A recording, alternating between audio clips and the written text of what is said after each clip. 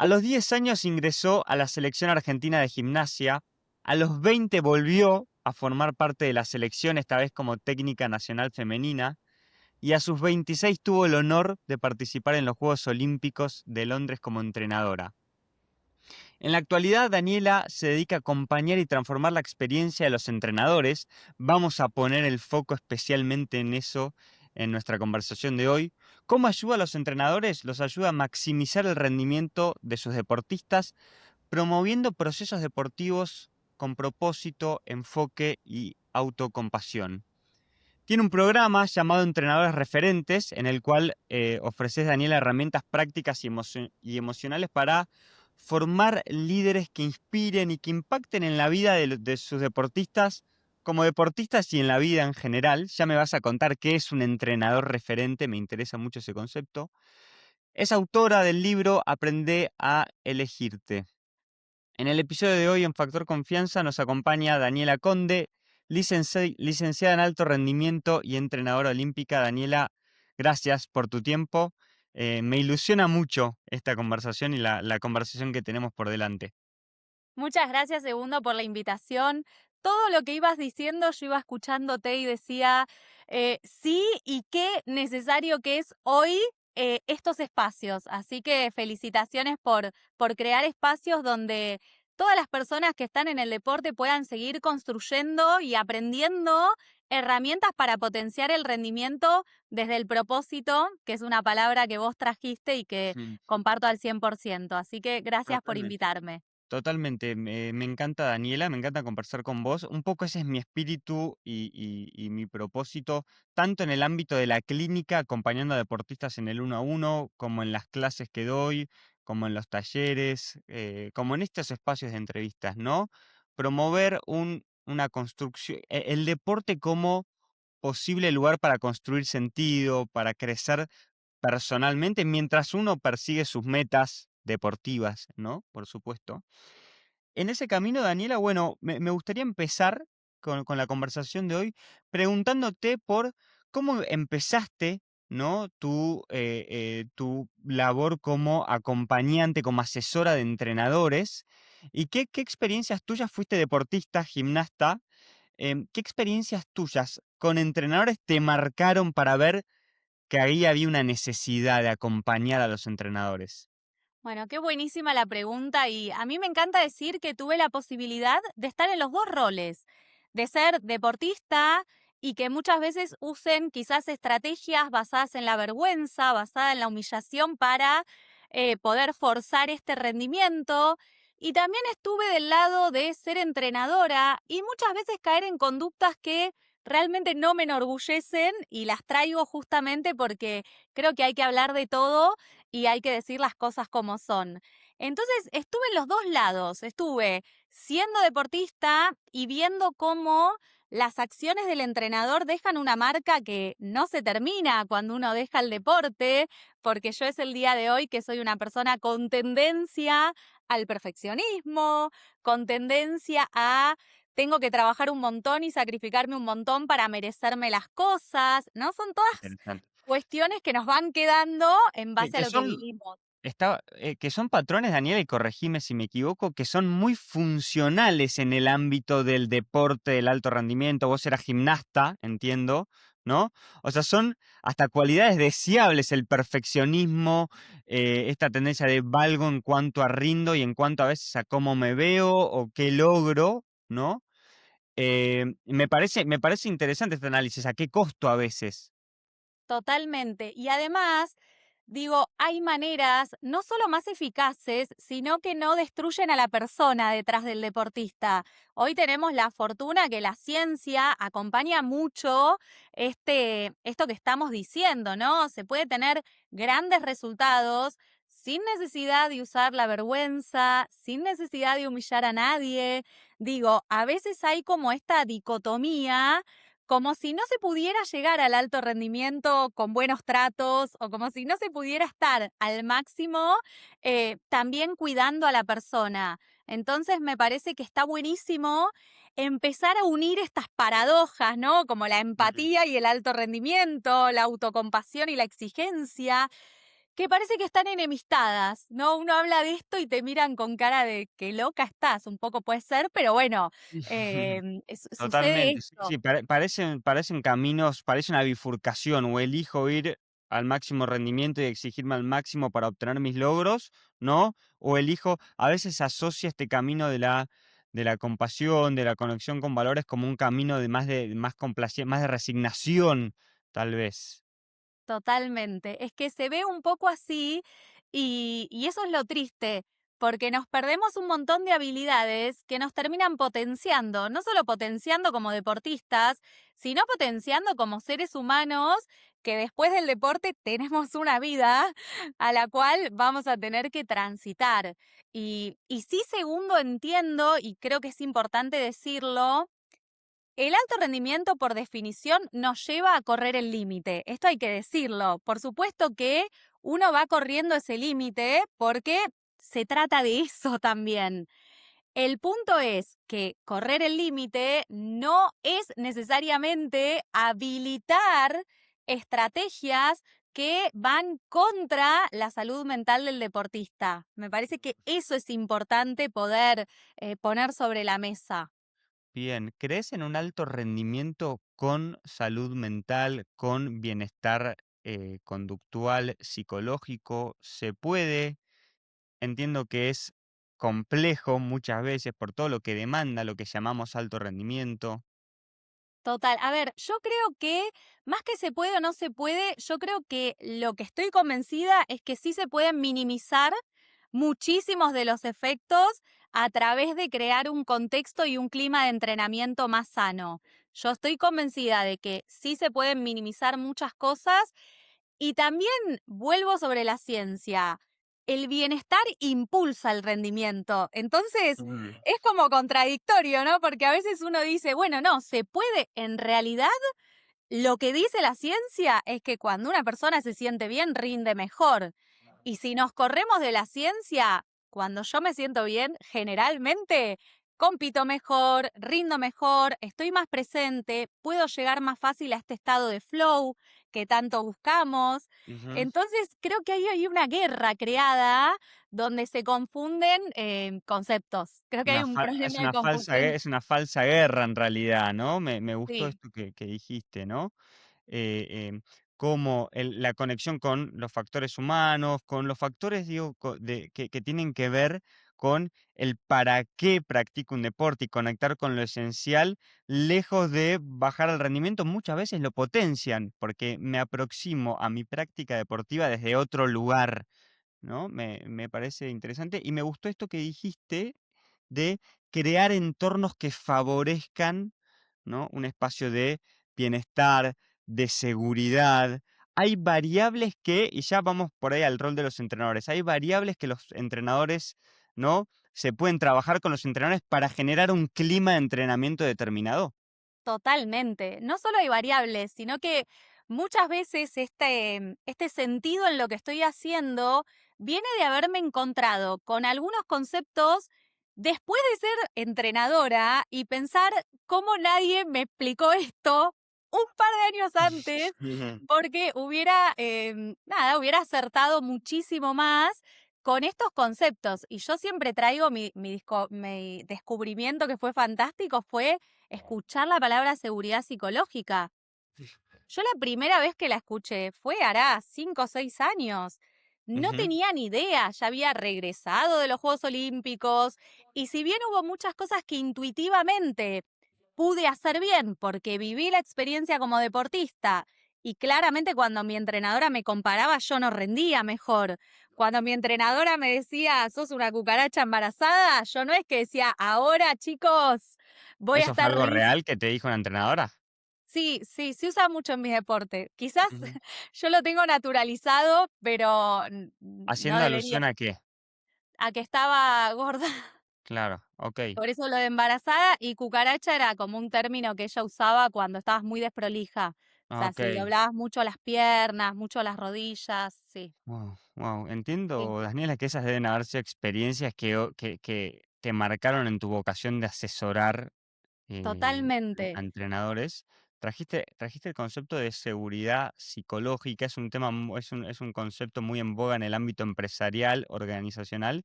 ¿Cómo se aplica al mundo del deporte? Primero, ¿qué es la seguridad psicológica? Estaría bueno ahí explicarlo. Y cómo se ve un entorno de seguridad psicológica en el ámbito deportivo.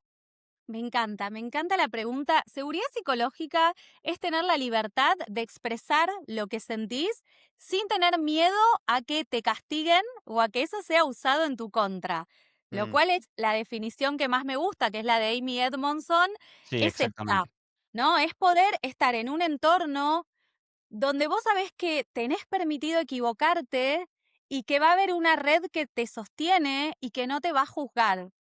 Y los entrenadores que aplican esto, los resultados se potencian muchísimo porque nosotros queremos deportistas valientes, deportistas que corran riesgos. Y es mucho más probable que yo salte si hay una red abajo que si no hay una red. Es mucho más probable que yo salte si no me están esperando cocodrilos, esperando que yo caiga para decirme no servís, no valés, ahora va otra en el equipo en lugar de vos. Entonces me parece que es un concepto que, lejos de ir en contra del rendimiento, juega a favor. Y creo, segundo, que la gran confusión que veo en los entrenadores es que creen que la seguridad psicológica por sí misma alcanza. Y por supuesto que no. Necesitamos seguridad psicológica, necesitamos tener esa confianza de que voy a correr riesgos, de que me voy a expresar y que no van a usarlo ni en mi contra ni contra quién soy, ¿no? Contra mi identidad. Ujú. Y también necesito buscar la excelencia y buscar la maestría. Necesito las dos cosas, las Bien. dos. Bien, o sea, no, esto no se trata de no dar feedback constructivo ni de crear un entorno de no decimos las cosas que no están saliendo como queríamos que salgan, o creo que tiene que ver con una cultura que se vincula con el error de una determinada manera, ¿no? Con mayor flexibilidad, entendiéndolo como parte de un proceso de crecimiento. Ahora, ¿qué? No, porque podemos hablar de crear un entorno de seguridad psicológica. Al entrenador, propiamente dicho, ¿cómo, digo, qué conductas o habilidades se le enseñan al entrenador para generar esta seguridad psicológica? ¿Alguna que me puedas decir o alguna que te parezca más relevante? Y a mí me parece muy relevante la escucha. La Siento escucha. que los entrenadores muchas veces están más preocupados gritando Marco que escuchando el polo. Es como Marco, Marco. Y a veces hay que hacer ese silencio porque no Sí. escuchamos el polo del otro lado. Y la escucha para mí es una habilidad que a veces los entrenadores, en el afán del rendimiento, nos olvidamos de ejercitarla, ¿no? De poder preguntar. Una forma de aumentar la seguridad psicológica es preguntarle a tus deportistas cómo te sentís. Interesante, ¿no? Empezar por la escucha, ¿no? Empezar por la escucha, empezar, y a ver, siempre también les hago este chiste a los entrenadores, es cómo te sentís y después hago silencio para escuchar la respuesta. Porque si voy desde, leí en el manual que tengo que escuchar y tengo que preguntarle a mis deportistas cómo te sentís. Entonces uno Totalmente. va tipo, ¿cómo te sentís? ¿Cómo te sentís? ¿Cómo te sentís? Y en realidad no te importa porque vos estás pensando en el Ok, rendimiento. total. Entonces se trata de vivir las habilidades y no usarlas, como hacemos siempre, Interesante. como para salir del paso, ¿viste? Se me va Interesante. todo a cualquier lado y ahí escucho. No, la idea Interesante es eso. hacerlo a diario. Total, sí, a ver, al principio un entrenador que no tiene la habilidad de practicar la escucha activa, de acercarse al jugador con un espíritu de exploración, no de resolución de problemas, ¿no? Sí, por ahí al principio parezca medio forzado, ¿no? Y está bueno hablar esto con los entrenadores. Che, se va a sentir un poco forzado la primera vez que lo hagas. No te vas a, ¿no? Tener esta visión de habilidad a desarrollar también con el entrenador. Es buenísimo. Vos sabés que a veces los entrenadores que pasan por el programa, mientras estamos en el programa de entrenadores referentes, siempre cuentan en las sesiones en vivo, ay, mis deportistas me dijeron, ¿qué te pasó? ¿Qué te están haciendo? No te Claro, reconozco. Y exacto. claro, al principio, Anticiparle si que yo eso va a grito, pasar, ¿no? Al si yo siempre entrenador. estoy gritando y de repente escucho, va a llamar la atención, va a llamar la atención. Pero es algo hermoso porque uno va viendo cómo se va dando esa transformación que viene producto de incorporar habilidades y también que parten de la humildad del entrenador, de reconocer que hay cosas que no sabe. Y eso me encanta traerlo, porque muchas veces uno dice, no, ¿para qué esto? O yo ya sé, o yo ya está. Todos estamos aprendiendo. Yo hago un montón de formaciones y nunca paro de aprender y cuanto más aprendo, más me doy cuenta lo poco que sé, lo cual a veces digo, ay, Dios mío, qué horrible, no quiero Me aprender más imagino los nada. rasgos perfeccionistas ahí, ¿no? Siempre, siempre. Ujú. Pero bueno, uno va desde esa humildad de decir, a ver, yo puedo aprender de todos, porque aprendemos de todos cuando escuchamos. Pero bueno, creo que los entrenadores tenemos estos temas de ego, que por lo menos yo los tuve, voy a hablar por mí, donde uno dice, no, yo como entrenadora de la selección, ¿cómo no voy a saber Mm. todas las cosas que no sabía? Y sigo aprendiendo, y creo que de eso se trata, de nunca dejar de aprender.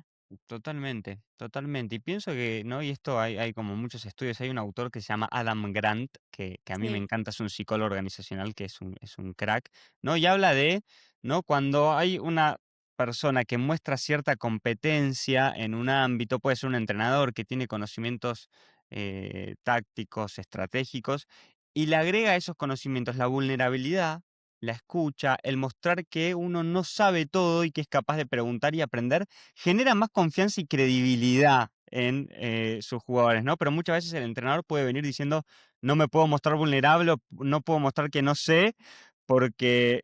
Y al revés, ¿no? Por supuesto cuando alguien muestra cierta competencia en lo que hace, ¿no? Pero, total. pero me No, y parece... lo que trae segundo, perdona que te interrumpa, pero es espectacular, porque una de las formas, primero de generar conexión con los deportistas, es a través de la vulnerabilidad.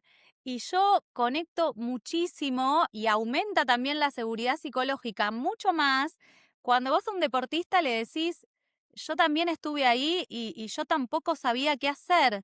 Y yo entré como entrenadora muy contando todo lo que había hecho bien y ocultando todo lo que había hecho mal.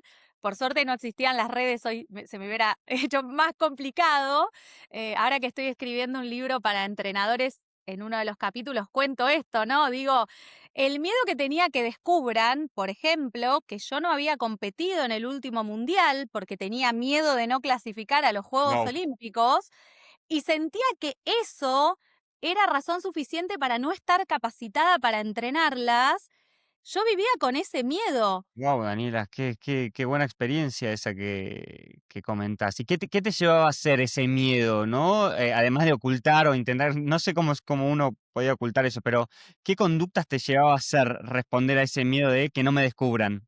Mostrarme de una manera que no era, mostrarme súper fuerte, armar una coraza de entrenadora segura, entrenadora que lo sabe todo y vivir con esa sensación interna de vivir dividida entre lo que vos mostrás y lo que de verdad sos. Y para mí, cuando uno rompe ese liderazgo auténtico, es difícil llegarle a un deportista.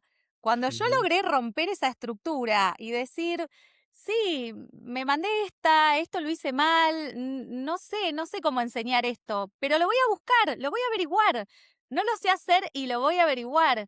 Y ahí empezó mi mejor época como entrenadora, porque yo conectaba, porque ellas no veían en mí alguien a quien admirar, veían en mí alguien con quien conectar, con quien ujú. sentir esa confianza de decir, bueno, vamos, o sea, quizás Y ya ahora es un podemos. montón, y ya es un montón eso, ¿no? Que tu entrenadora te dé seguridad, ¿no? Te dé confianza, te dé esto, ¿no? Porque somos criaturas, no dejamos de ser criaturas tremendamente sociales. Esto me encuentro diciéndolo muchas veces, ¿no? Pero tener conexión con alguien, tener, ¿no? Después, por supuesto, creo que el entrenador tiene que ser alguien que nos aporte y que nos haga mejorar en el juego. Ahí se va a fundamentar gran parte de la credibilidad del entrenador, pero la capacidad de conectar, sin duda, genera como otro estado totalmente distinto para aprender y crecer. Y Totalmente, cambia completamente el entrenamiento y vos podés sostener estándares altos y conectar.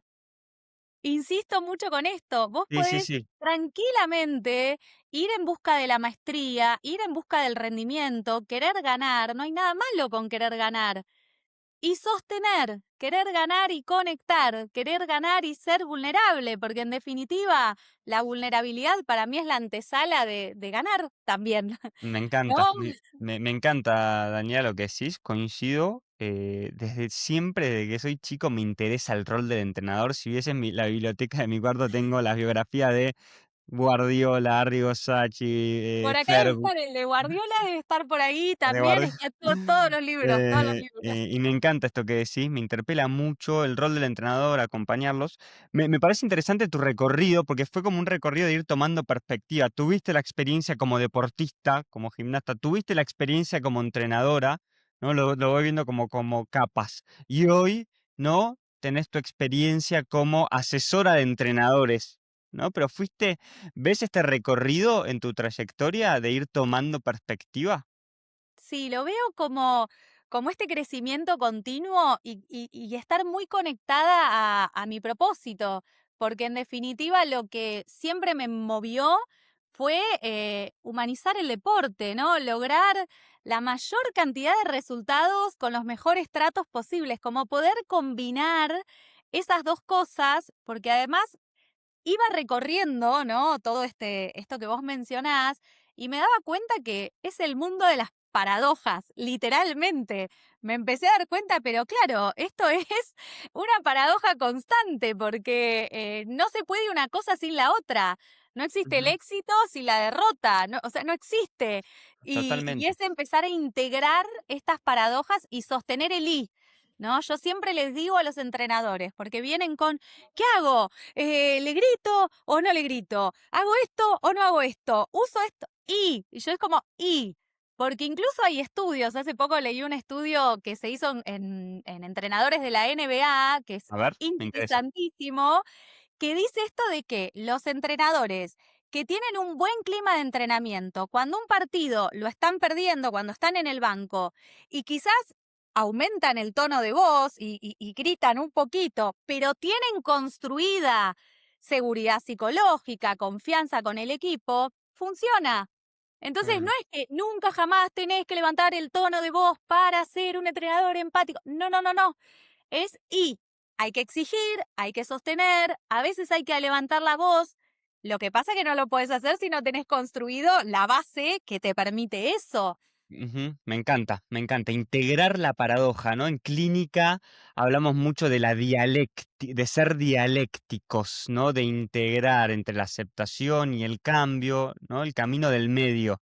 Eh, Total. Me Pero el interesa, ¿no? alto rendimiento es como que a veces no nos entra en To la cabeza, ¿no? Este Totalmente. camino del Es que es un medio. entorno no tan propicio a la dialéctica, No, ¿no? Es más de los extremos, ¿no? A total. ver, y acá creo que el peligro o nada, las consecuencias que tiene esto a veces es que, digo, a veces funciona para tener éxito deportivo, ¿no? Vemos que a veces la disociación o estar en uno de los extremos funciona bien para rendir, pero a veces es un costo muy grande para la persona, ¿no? Un costo muy grande para la experiencia deportiva.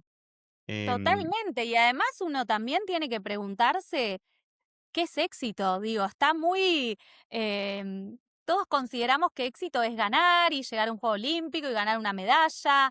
Y el éxito para mí es mucho más amplio. Primero que es una definición que tiene que ser propia. Digo, nadie puede definir lo que es el éxito para mí porque yo me tengo que tomar el trabajo de definirlo. Y segundo, creo que todo lo que vemos, que lo hablaba hace poquito con mi editora, que yo le planteaba esto justamente, de que hay, por ejemplo, cantantes como Luis Miguel, conocemos el caso de Agassi. ¿Cuántos casos hay de personas que fueron muy exitosas y muy miserables a la vez? Y que lo Total. dicen, que lo cuentan abiertamente. El libro de Ujú. Agassi es un Es espectacular. cachetazo Ujú. que es tremendo, es como, es muy Sí, duro. totalmente. Lo leí, lo había leído hace un montón, lo volví a leer ahora, lo terminé hace 2 semanas justo que traes el ejemplo, pero también el camino de Agassi cuando él empezó a encontrar un sentido en juntar plata para su fundación, cuando tuvo los hijos con Steffi Graf, de pronto fue cuando creo que fue logrando integrar, cuando encontró un propósito, un para qué más profundo que el logro, que el rendimiento muy, ¿no? Que su padre, su familia se lo promovió mucho, él valgo en cuanto rindo, cuando fue encontrando esta integración con una respuesta a algo más profundo, al para qué, fue integrando y fue obteniendo mejores resultados. Después hubo un cambio de entrenador en el medio. Totalmente. Me parece un caso interesante para analizar, para otra conversación y meternos más en la historia de Agassi como un buen ejemplo de tipos de liderazgo, de tipo de entrenadores, de tipo de crianza, que ahí nos vamos a meter en eso. Tengo un montón de preguntas, Daniela, y voy recién por la segunda, pero bueno, vamos a intentar condensar, porque está fuimos abriendo distintas ventanas. Tenés un programa que se llama Entrenadores Referentes. Contame, ¿no? ¿Qué hace a un entrenador referente? ¿Qué habilidades tiene un entrenador que es referente? Bueno, me encanta la pregunta y creo que sin dudas un entrenador referente es un entrenador que quiere ganar y cuidar a sus deportistas. A mí me encanta y justamente con el I, ¿no? Es ganar y cuidar a sus deportistas. Es un entrenador que tiene habilidades como la autocompasión, que es algo que en deporte se le tiene un miedo bárbaro a la autocompasión porque parece que es volvernos débiles y es todo lo contrario, es poder tratarnos bien cuando nos va mal y los entrenadores, sobre todo cuando somos muy críticos con los deportistas, en el fondo somos muy autocríticos. Y es un programa que también nos lleva a entender que enseñamos lo que somos. Y si enseñamos lo que somos, tenemos que trabajar en lo que somos, porque mientras yo no mejore como entrenador y mejore como persona, y también me dé espacios para cuidarme, y también tenga una relación conmigo misma más amorosa y más humana, y donde mi propia relación con el error sea una relación donde yo no me hunda, donde pueda aceptar que me puedo equivocar y que eso no me hace peor entrenadora, simplemente me hace una persona humana que cometió un error y aprendo de ese error, porque es imposible enseñar lo que yo no soy. Yo no te puedo enseñar autocompasión si no la aplico conmigo misma. Y no te puedo enseñar esperanza si yo no creo en nada o creo que mi vida se va a Interesante. ir para cualquier lado. Es entender que uno parte de lo que es, porque yo no puedo dar lo que no soy. Y empezar a aplicar esas habilidades que uno entra al programa pensando, es muy gracioso porque los testimonios, cuando termina el programa, todos hablan de me di cuenta, ¿no? Me di Me cuenta di que cuenta. me trataba mal, me di cuenta que me afectaba muchísimo la derrota, me di cuenta que descargaba mi frustración en los deportistas, porque no somos malas personas, simplemente somos personas que no tenemos las habilidades Me encanta para eso. gestionar Ujú, quizás la frustración en lugar de descargarla con las personas que tenemos cerca. Y los que estamos en alto rendimiento pasamos 8 horas con nuestros deportistas, pasamos más horas con los deportistas que con nuestra familia. ujú. Entonces, para mí es lograr hacer esa integración de un montón de habilidades en uno para poder compartir con los demás. Para mí O eso es clave. O sea, tu punto de partida, Daniela, es el trabajo del entrenador consigo mismo, con las propias, cultivando la autocompasión. Entiendo que por ahí son palabras que les quedan muy lejanas a un entrenador acostumbrado al no pain, no gain, a entrenar, a entrenar, a Total. entrenar. Digo, de pronto son habilidades que por ahí no tienen tan a mano. ¿Qué es la autocompasión? ¿No? Cómo la puedes definir y cómo se trabaja, cómo se cultiva en el ámbito del deporte y con nosotros mismos. ¿Es una Me habilidad que se puede encanta. cultivar y trabajar? Totalmente. Es que la autocompasión es una habilidad y como toda habilidad se puede entrenar. Como toda habilidad tiene tres componentes, bueno, hay habilidades que tienen otros, pero en el caso de la autocompasión son tres componentes muy concretos. Está esto de la humanidad compartida, que es algo que en el programa es espectacular, porque somos muchos entrenadores en la misma y verte en el otro y ver que ese dolor que vos sentís es un dolor que también siente otro entrenador y no sentirte solo en el dolor, ¿no? Es esto que para mí es tan importante y veo el impacto que tiene en los entrenadores y en los deportistas. Poder Ujú. sentir que no sos Tener el único al que te pasa eso. Tener Eso la es sensación de fantástico. humanidad compartida, ¿no? Es Sobre todo en nuestras fantástico. maneras de experimentar el dolor o el sufrimiento, digo, estamos juntos en eso. Total, es que el dolor nos lleva muchas veces a creer que somos el único, ¿no? Mm, El dolor hace un poquito eso. Entonces, sí, tener la posibilidad de compartirlo, tener también como habilidad el autodiálogo en esos momentos, ¿no? Hablarnos, que es otra de las grandes componentes de la autocompasión. Hablarte cuando te va mal como le hablarías a una persona que querés. Y nosotros nos hablamos como si le habláramos al peor enemigo del mundo. Porque yo las cosas que me he dicho cuando cometí errores no eran, "Va, ya vas a poder, esto duele". No, no, era, no servís, no te da. O sea, los entrenadores buenos no hacen estas cosas. O sea, vos no servís para esto. bien, Entonces entra en juego el autodiálogo, bien. entra en juego el estar para vos en tu dolor, ¿no? Y poder acompañarte sin lastimarte, Mm, sin denigrarte. bien. ¿No? Y por supuesto, la presencia, ¿no? Este componente que es el mindfulness, que es esta habilidad de estar presente con el dolor. Porque muchas veces, ¿qué hacemos? Salimos corriendo. Rápido, Totalmente. rápido, rápido, porque nadie quiere sentir dolor. Totalmente, totalmente. Y estamos súper entrenados, y sobre todo en Occidente, a resolver problemas, ¿no? A resolver Total. problemas. Y una emoción desagradable lo podemos ver como un problema a resolver en nosotros mismos y en el otro, ¿no? Cuántas veces desde el cariño, desde el afecto, pero alguien nos cuenta que está pasando por un mal momento y enseguida se lo queremos resolver, ¿no? Bueno, ¿no? Bueno, lo Y que acabas de decir, segundo, para mí es uno de los grandes problemas que tenemos hoy con las nuevas generaciones.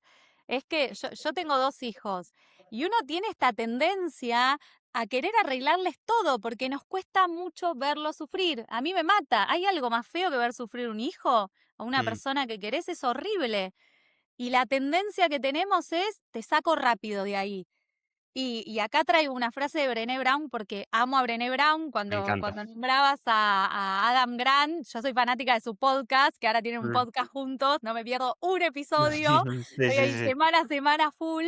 Y Brené Brown justamente dice esto, hay que poder tolerar esa incomodidad y acompañar a la persona en la oscuridad antes de ir a encender la luz.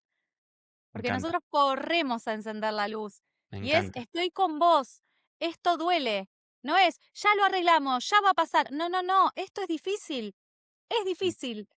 Porque es total. difícil, nos pasan cosas difíciles.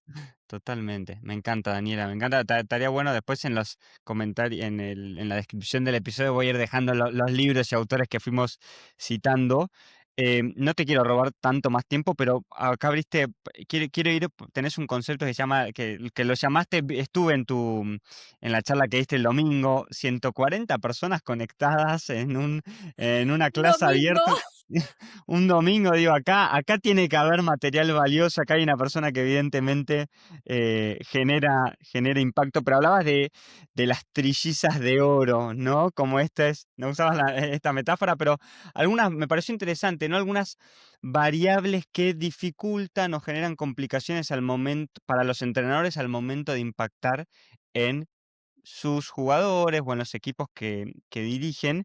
Em, y hablando de esto que veníamos hablando, que trajiste de la mano de Brené Brown, no, el título de tu charla, y acá quiero ser bien puntual, era, corregime, bueno, acá no lo estoy encontrando ahora en este momento, pero hablabas de la baja tolerancia a la frustración, ¿no? Que hay hoy en día. ¿Por qué los deportistas reaccionan o nos cuesta más llegarle a los deportistas? Creo que iba en esa línea.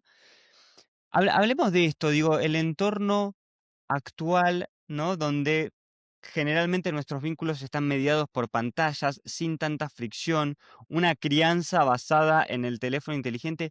¿Cómo, cómo nos afectan y cómo les afecta a los entrenadores al momento de llegarle a un jugador, a los jugadores jóvenes? Es espectacular esta pregunta y es una de las temáticas que más vengo trabajando y estudiando y enfocándome.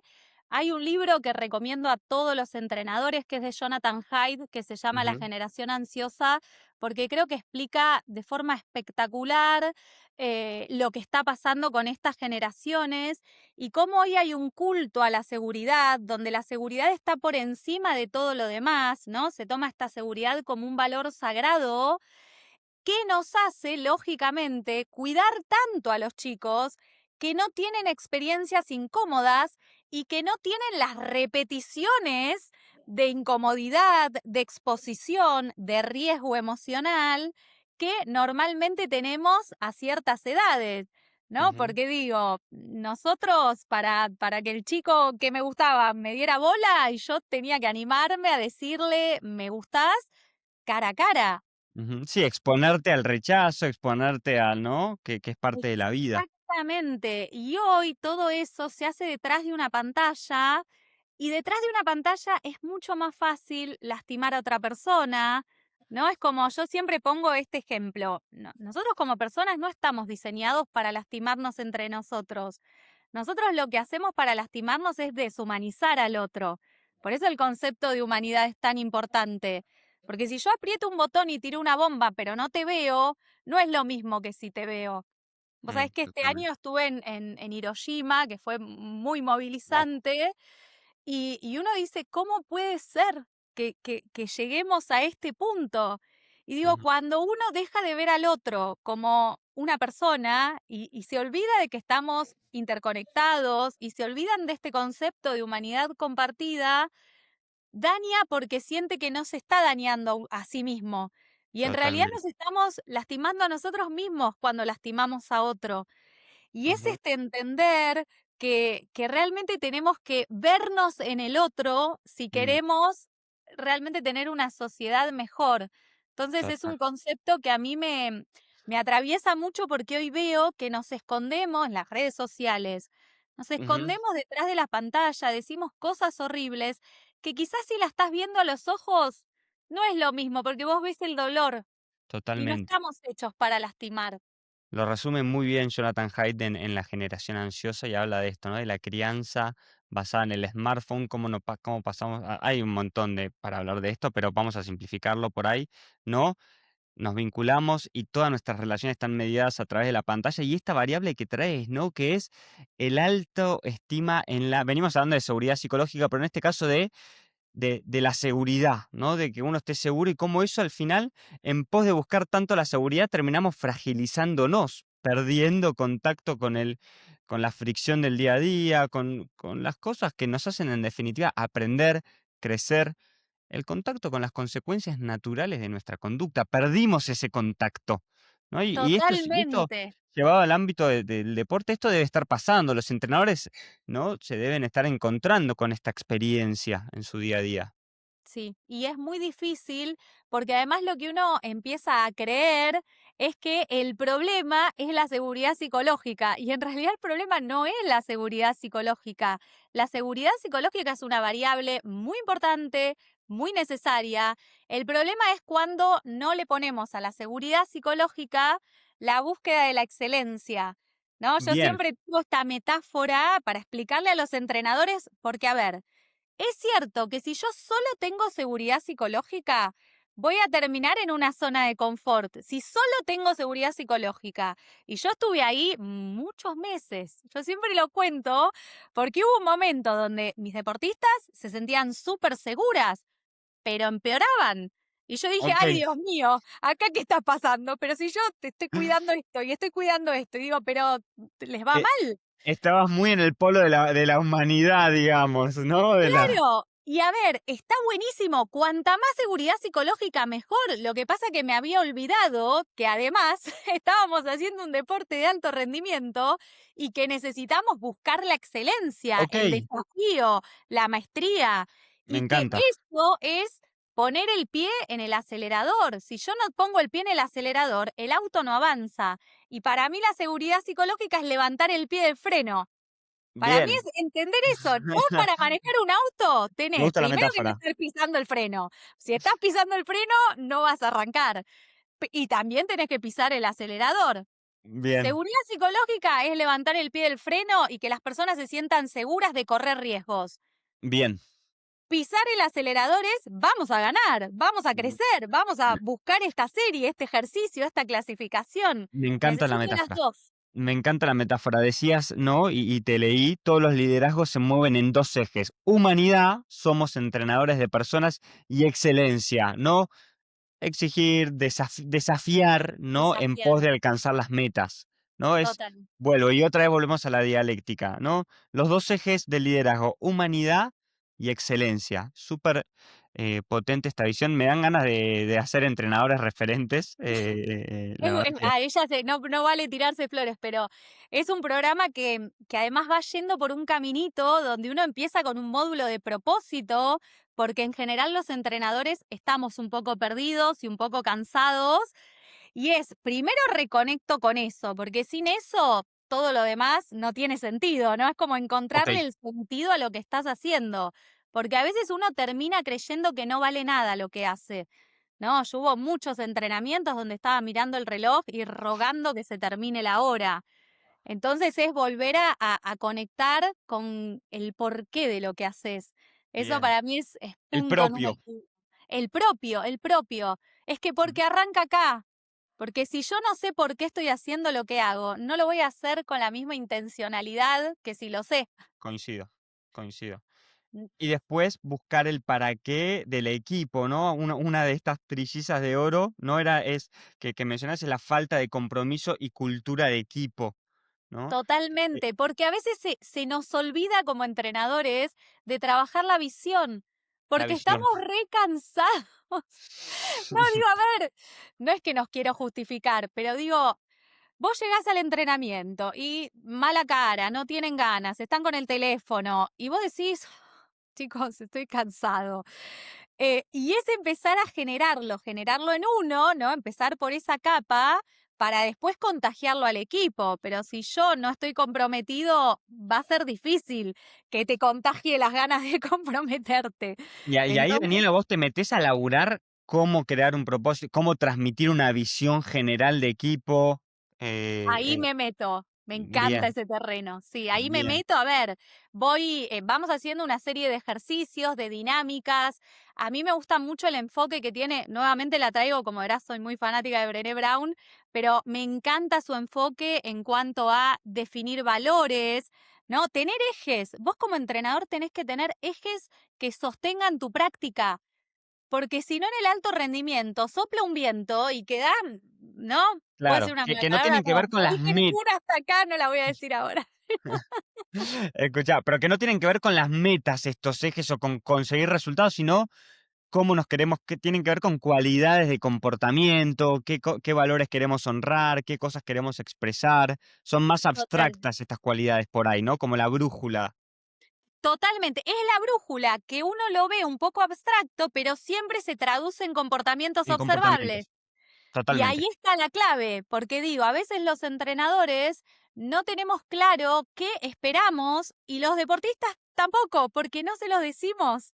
Ujú, No, es como totalmente. que tenemos esta tendencia a, le falta actitud, digo, para vos, ¿le expresaste qué querés ver, qué comportamiento? Porque actitud es un poco vago, ¿no? Totalmente. Caemos en explicaciones vagas, ¿no? Re, O simplistas, ¿no? Y los psicólogos, sobre todo, somos grandes expertos y acá un mea culpa en nombrar cosas. Vos tenés esto, o vos sos esto, o no, poner etiquetas.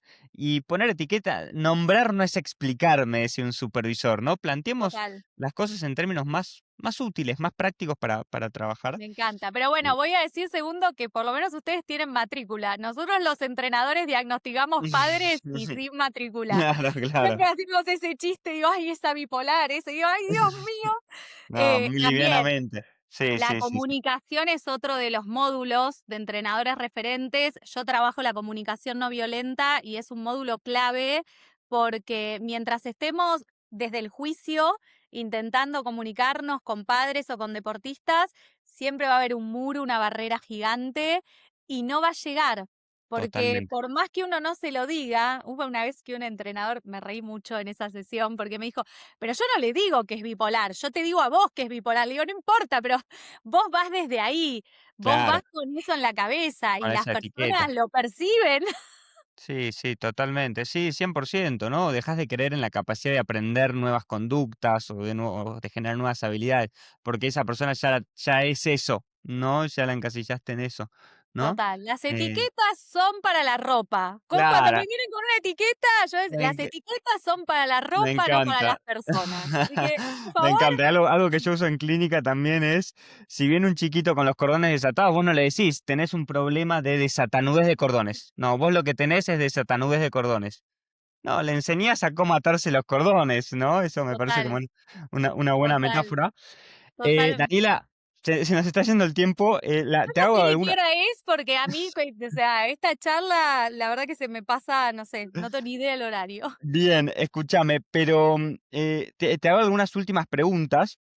Eh, la falta de límites es otro de los problemas que a veces encontrás en los entrenadores. Está muy estudiado los estilos parentales que funcionan para una crianza saludable de los hijos. Ahora, ¿qué estilo de entrenador funciona? ¿Cómo construir autoridad de una manera saludable? ¿Cuál es tu experiencia con eso? Me encanta lo que traes porque se confunde muchísimo empatía con falta de límites. Es una gran confusión que tenemos los entrenadores. Creemos que ser empáticos es permitir lo que venga porque te entiendo y porque si no tenés ganas te entiendo y son cosas muy diferentes. Para mí la empatía y la compasión sin límites no es ni empatía ni compasión. De hecho, está Ok, muy estudiado que las personas más compasivas son las personas que ponen límites, porque yo no puedo ser compasivo si me autoabandono. Y no poner bien. un límite es eso, es Ujú, abandonarme. Entonces, como entrenadores tenemos que tener claro, esto está permitido, esto no está permitido. Y eso no es no ser empático, es ser claro, porque lo claro es amable, lo poco claro es cruel. ¿Y bien, nosotros qué hacemos? No decimos las cosas para no ser crueles. Hay que decir sí, lo que hay que decir, con amabilidad, con amor, con compasión. No, no están enemistados. Y las personas agradecen muchísimo cuando somos honestos. Y de hecho es un pilar para construir un vínculo de confianza con un la honestidad. deportista. La honestidad es un pilar, porque si mi deportista no siente que puede confiar en mí o siente que yo le escondo las cosas para no lastimarlo, no va a confiar en mí. Y yo se Mm, supone que soy la persona que lo va a ayudar a llegar al máximo rendimiento. bien, Entonces tenemos que tener muy claro esto. Límites con amor, con compasión, con amabilidad. No van de la mano y el límite me construye un puente, no una muralla. Construye un puente. Yo todas las conversaciones, lo que pasa que es difícil, porque tenés que tener una conversación sí. incómoda Totalmente, totalmente. Bien, y pero es esquivamos las conversaciones nos incómodas. generan mucho malestar en el corto plazo. O sea, es comprensible que las queramos evitar, no tener, Total. Bueno, vos sabés que en Entrenadores Referentes tengo un módulo, o sea, no un módulo, pero como un bono de un módulo sobre eso, porque son minutos difíciles, pero que después son meses en de el largo tranquilidad. plazo, Claro, es sí, como romper esa barrera, ¿no? Yo siempre les totalmente. hago el chiste de ponete desodorante, mucho desodorante y andá, Ex porque dejamos pasar muchas cosas. Y me refiero a cosas graves, cosas como bullying, cosas como comentarios que quizás un muy buen deportista le hace a otro y vos no le decís nada porque sí se va de club, sí se enoja, sí se ofende. Pero lo que vos permitís lo promovés. Ahí totalmente. tenés que El volver que para calla atrás. otorga, Yo total. voy a permitir esto en este lugar porque el que lidera el gimnasio sos vos. Qué valioso tener a alguien ahí que acompañándote, ¿no? Y señalando: "Che, esta conversación me parece va a incomodar, te va a generar", y puede generar, ¿no? Anticipar que, bueno, puede tener efecto, puede no ser agradable, pero si uno la hace habilidosamente, con asertividad, teniendo en cuenta ciertas habilidades, Total. ¿no? Y sobre todo también habilidades de regulación emocional, porque a uno le va a incomodar y uno va a querer evitar a toda costa esa conversación, pero a la larga termina siendo mucho más constructivo para el vínculo con el jugador tenerla en el momento que hay que Totalmente. tenerla. Bueno, es como una relación de pareja. A ver, si uno tiene un conflicto y finge demencia y otro conflicto y finge demencia, uno lo que hace es acumular resentimiento. Yo no conozco relaciones sanas ni vínculos positivos cuando hay dos personas llenas de resentimiento. Mm. Todo bien. lo contrario, lo que va a pasar es que en algún momento vas a explotar. Y en el momento en el que explotes, lo que va a suceder va a ser mucho peor que esa conversación incómoda si la hubieras tenido Si cuando la había hubiese que tenido antes. tenerla.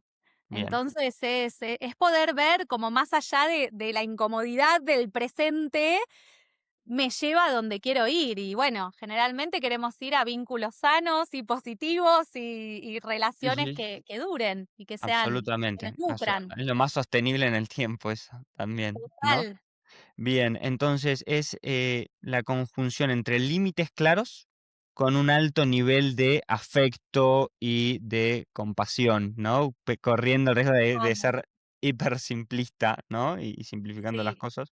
Sí, y Bien. de sostén, y vos decías algo, ¿no? A la hora de enfrentar este tipo de conversaciones, también hacerlos desde ese lugar y poder decírselo a los demás.